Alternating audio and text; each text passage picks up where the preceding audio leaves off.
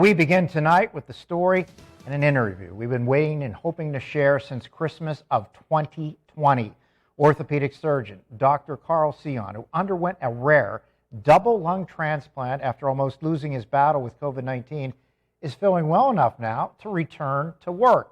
Our Lisa Adams has been on this story for some time. She has followed Dr. Seon's very difficult journey. She sat down for an exclusive interview with the doctor, his wife, and one of his new partners to talk about where he's been and where he's going. Lisa.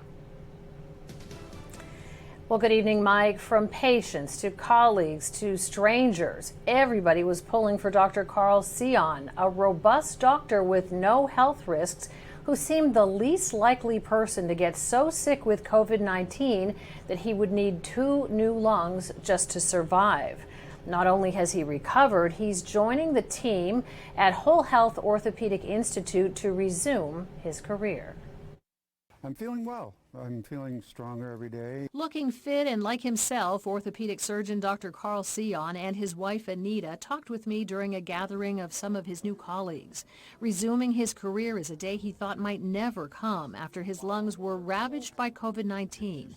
Both were placed in a delicate double lung transplant at UPMC Presbyterian. I was battling rejection for quite a while, first 13 months after transplant. So once that got taken care of in May of this year, then I think that's when my recovery really started.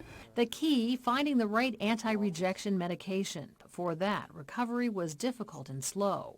The progress was excruciatingly slow, and it taught me patience. I spent a lot of day in prayer and just trying to find the hurdle he made it over. Dr. Seon became deathly ill with COVID-19 just before Christmas 2020, 3 days before the vaccine became available to health workers.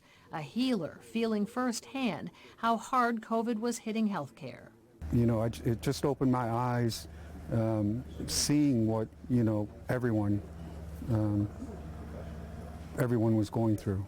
But his colleagues at UPMC Hammett let the public know they were pulling and praying for him with big signs in the windows, even a blood drive, and soon the community was right there with them. Were you surprised by that? I mean, you're a good doctor, you know you are, but you live kind of a quiet life, right? I was blown away. I mean, we received stacks upon stacks of cards every day. The messages in those cards had a big impact on his healing. Co-workers, past patients, people in my church, people in the community, people I'd never met before. They reached out and said they were praying for me and rooting for me, and I honestly believe that really pulled me through. I could just feel the support, the love, and so many said they're praying for the girls and I also, and we could feel it. Fellow orthopedic surgeon Dr. Ryan Mawley was just praying Dr. Seon would get home to his wife and family. But with those prayers answered, now they'll become colleagues at Whole Health Orthopedic Institute. When I met with him, it was my wife, Anita, and Carl, because I wanted to make sure that we were all on the same page, because I wasn't going to allow him to overwork and, have a bad outcome. Well, I've been advised by my transplant team to, just be patient and ease your way into things and let your body adjust. So from thinking she would lose him, Anita will watch her husband return to the work he loves, fixing people's shoulders and elbows. He loves what he does, and you can tell he loves what he does, so I'm very excited for him. You take so many things for granted, and once they're taken away and you're able to get back to that, you just value that so much more.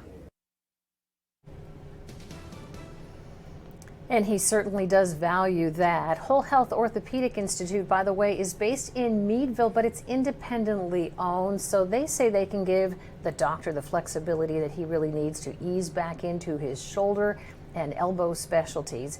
He'll be starting, though, in September, and the Institute plans to open a satellite office right up here in Erie as well. Dr. Seon says already his patients are calling. Live at the Alert Desk, Lisa Adams, Erie News Now.